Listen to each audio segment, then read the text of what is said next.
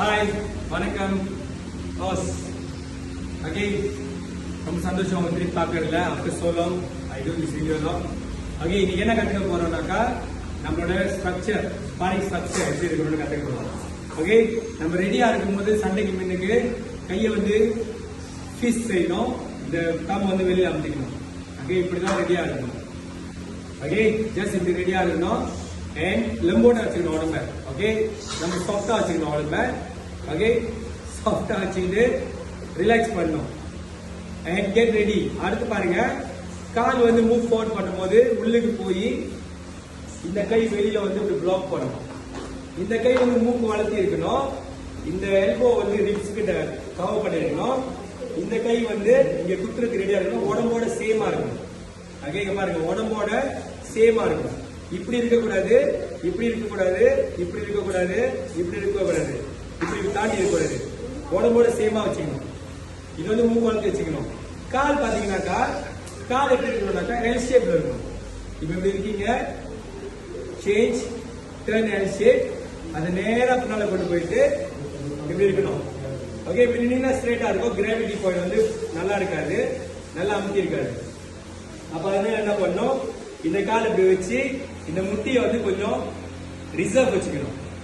ஏன் இது ரிசர்வ் வச்சுக்கணும்னாக்கா அப்பதான் நம்ம மூவ் பண்றதுக்கு ஈஸியா இருக்கும். தூமிட்டு வந்து தூக்கிக்கணும். ஓகே, அப்பதான் வந்து லம்போட்டா இருக்கும், அப்பதான் வந்து ரிலாக்ஸா இருக்கும்.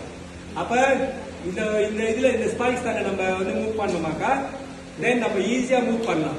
ஓகே, எனர்ஜி ரிஃப்ளெக்ஷன் செய்யணும்னா இந்த ஸ்டான்லயே ரிஃப்ளெக்ஷன் செய்யலாம். ஓகே, இப்ப நீங்க இந்த ஸ்டான் செஞ்சிட்டீங்களா, மூக்கு வளர்த்தி.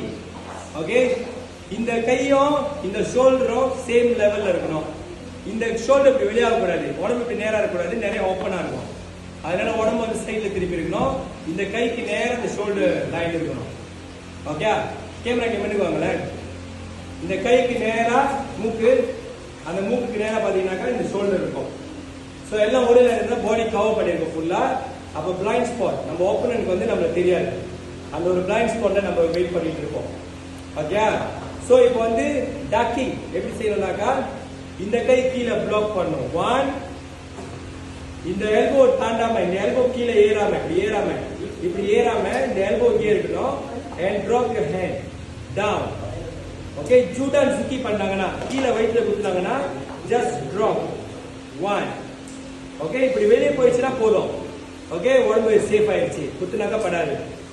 ஓகே, ஜஸ்ட் கை மேல தூக்கிட்டு ஜஸ்ட் drop 1. ஓகே, அதே மாதிரி இந்த கை இங்க இருக்கா, இந்த கை drop 2.